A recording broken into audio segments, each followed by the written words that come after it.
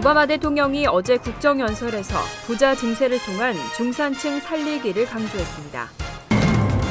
앤드류 쿠오모 뉴욕 주지사가 앞으로 5년 내 운행을 목표로 라과디아 공항의 에어트레인 건설을 추진하고 있습니다. 이안탁 씨의 무죄 혐의 판결에 불복한 검찰이 연방법원에 항소 사유서를 제출했습니다. 뉴저지주 버겐필드에서 최초의 한인 경찰이 탄생했습니다. 연방 대법원이 은행들의 데빗카드 수수료 책정 규정이 적절하다고 판결했습니다. 이상은 이 시각 주요 뉴스입니다. 여러분 안녕하십니까? KBN 뉴스입니다. 오바마 대통령이 어제 국정연설에서 중산층 살리기를 강조했습니다. 부자 증세와 중산층 지원을 집권 후반기의 핵심 정책으로 던졌는데요. 남은 임기 국정을 주도하고 차기 대선도 동시에 겨냥한 절묘한 승부수라는 평가입니다. 오바마 대통령은 20일 연방의회 의사당에서 새 국정연설을 펼쳤습니다. 오바마 대통령은 연설에서 자신의 경제 정책이 매우 성공적이라고 자평하면서 58개월간 민간 사업 부문에서 1,120만 개의 일자리를 창출하고 증시의 사상 최고치를 기록, 가스 가격 등을 언급했습니다. 이어 고등학교 졸업률도 지난해 사상 최고를 기록했다고 밝혔습니다. 한편 오바마 대통령은 집권 전반기 15%에서 23.8%로 올린 부자 증세를 또다시 제안했습니다. 부부 합산 연소득 50만 달러 이상의 고소득층을 상대로 한 자본소득 및 배당 수익의 최고 세율을 28%로 올려야 한다고 강조했습니다. 또 월스트리트 대형은행 등 자산이 500억 달러를 초과하는 100대 금융기관으로부터 은행세를 걷어들이는 방안도 제시했습니다. 이를 통해 앞으로 10년간 3,200억 달러의 세수를 늘림으로써 저소득층 감세와 가족 부양을 위한 가족 건강 법안과 2년제 커뮤니티 컬리지 등록금 전액 지원 등에 충당할 것이라고 밝혔습니다. 라과디아 공항에 전철이 들어설 계획입니다. 앤드류 쿠오모 뉴욕 주지사가 앞으로 5년 내 운행을 개시하는 것을 목표로 에어트레인 건설을 추진하고 있습니다. 앤드류 쿠오모 뉴욕 주지사는 20일 2015년 기회 어젠다에 12번째 프로젝트 교통기반 시설의 현대화를 제시하면서 라과디아 공항으로 연결되는 에어트레인 건설을 포함시켰습니다.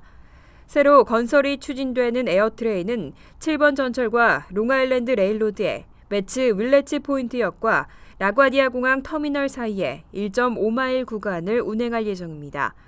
그랜드 센트럴 파크웨이와 나란히 달리게 될 철로의 공사 비용은 약 4억 5천만 달러로 추산되며 뉴욕 뉴저지 항만청과 메트로폴리탄 교통공사가 함께 참여합니다. 하지만 정확한 운행 개시 일정은 제시되지 않았습니다. 다만 주지사실에 따르면 5년 이내 운행을 개시하는 것을 목표로 하고 있습니다. 이 밖에 이날 공개된 교통기반시설 현대화 방안에는 맨하튼과 JFK, 라과디아 공항 사이의 노선을 포함해 뉴욕시 주요 지역과 롱아일랜드를 잇는 고속 페리 노선 증설 등의 방안도 포함됐습니다. 지난해 딸을 방화 살해했다는 혐의를 벗은 이안탁 씨. 하지만 재판 결과에 불복한 검찰이 어제 항소 사유서를 제출했습니다. 최종 판결은 3월 초에나 나올 것으로 기대되고 있습니다. 펜실베니아주 몰로 카운티 검찰이 20일 연방법원 펜주 중부지법이 이 씨의 유죄 판결을 무효화한다는 판결에 대한 항소 배경을 설명하는 사유서를 제출했습니다.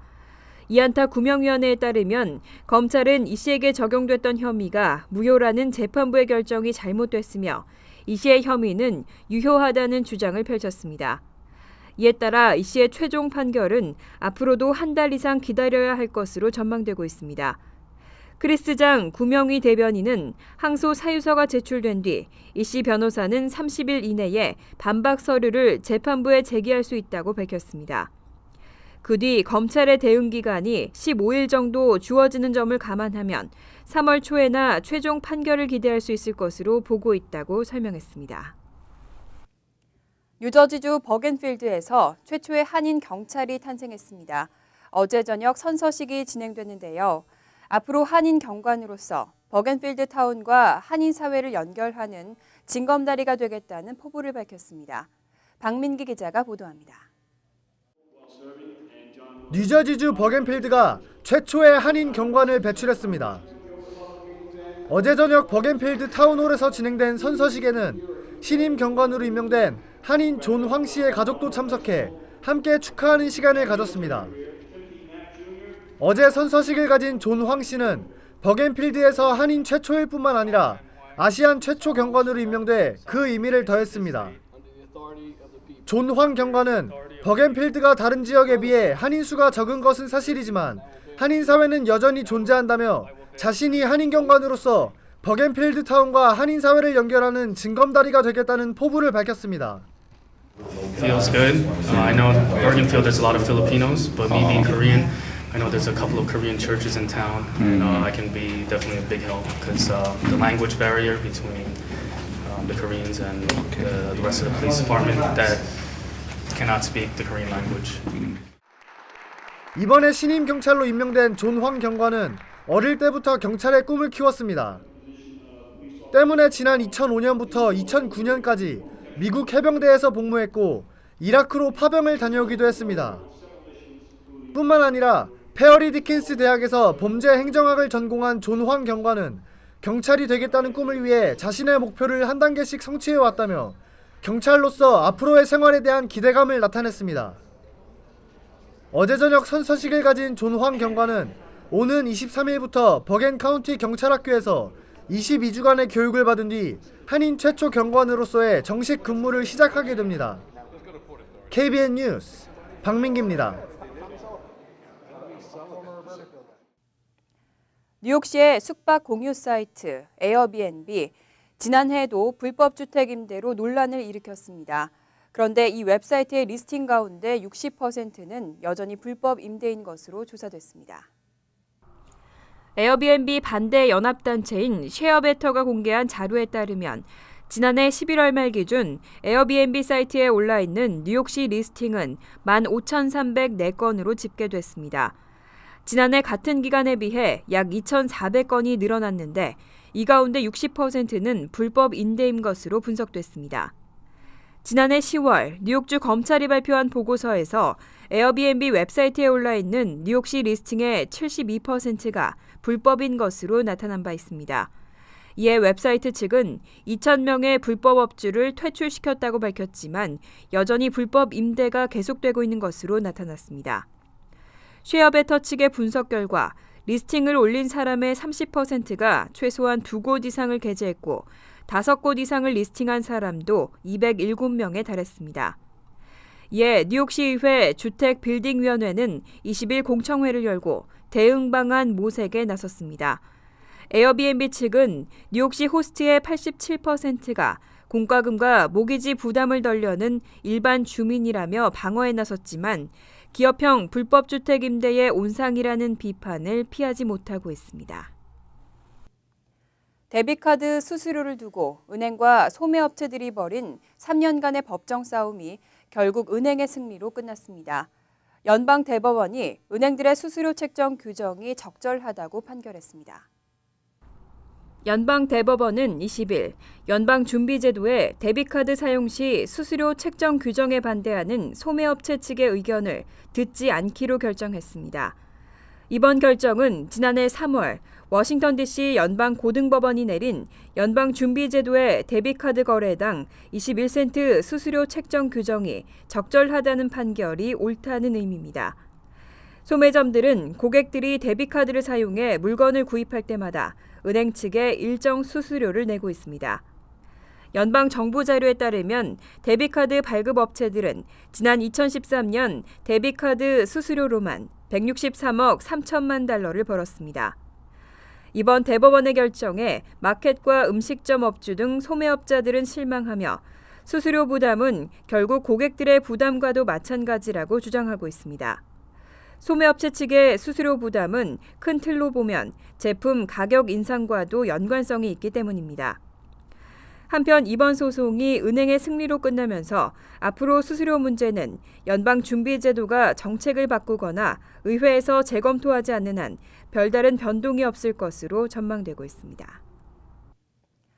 오늘도 곳곳에서는 눈이 내리면서 밤길 운전 조심하셔야겠습니다.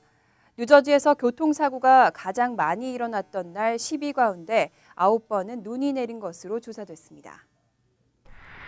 뉴저지주 교통국 자료에 따르면 지난 2009년부터 2013년까지 교통사고가 가장 많이 발생했던 날 1위에서 10위 가운데 9번은 눈이 내린 것으로 나타났습니다. 눈이 내렸던 2009년 12월 31일의 경우 총 2,286건의 사고가 발생해 1위를 기록했습니다. 2,180건의 사고가 발생한 2010년 1월 28일 역시 눈이 내렸고 2,017건의 사고가 있었던 2010년 12월 26일도 눈이 내렸습니다. 유일한 예외는 1,491건의 사고가 기록된 2009년 9월 11일로 비가 내렸던 것으로 나타났습니다. 반면 2009년에서 2013년 사이 교통사고가 가장 적었던 10일은 대부분 좋은 날씨를 기록했습니다. 일일 사고 건수가 적었던 10일 가운데 8일은 청명한 날씨였고 이 일은 허리케인 아이린과 샌디로 인해 차량 운행이 대폭 줄었던 것으로 나타났습니다. 전미 자동차협회 뉴저지 지부는 대부분의 운전자들이 눈 오는 날이 위험하다는 것을 알고 있지만 주의를 많이 기울이지는 않는다며 운전자의 안전 불감증을 사고의 주요 원인으로 지적했습니다. 전자담배는 일반 담배보다 건강에 덜 해로울까요? 최근 전자담배의 유해성 논란이 지속되고 있습니다. 미국 암 관련 단체들은 전자담배에 대한 규제 강화를 계속해서 요청하고 있습니다. 미국 암연구협회와 임상종양학회는 전자담배를 기존 담배와 같은 수준으로 규제해 줄 것을 요구하는 권고문을 발표했습니다. 이들은 전자담배가 잠재적으로 건강에 어떤 영향을 미치는지에 대해서는 아직 밝혀진 바가 없다며 분명하게 밝혀질 때까지 전자담배의 사용을 엄격하게 규제해야 한다고 주장했습니다. 아직까지 미국 식약청에서는 전자담배와 관련해 별다른 규제를 하지 않고 있습니다. 암연구협회와 임상종양학회는 권고문에서 식약청이 모든 전자담배를 규제하고 전자담배의 표준 정의를 내려야 한다고 강조했습니다. 또 사용자들에게 니코틴의 중독성과 해로움에 대해 충분히 설명하고 청소년들에게는 전자담배 판매를 금지해야 한다고 주장했습니다. 특히 액체 니코틴을 어린이들이 먹게 될 경우 독이 된다며 안전한 마개 조치를 취해야 한다고 덧붙였습니다. 이에 앞서 미국 의사협회와 심장학회, 세계보건기구도 전자담배를 강력하게 규제해야 한다는 권고문을 발표한 바 있습니다. 이상으로 KBN 뉴스를 마칩니다. KBN과 함께 즐거운 저녁 되시기 바랍니다.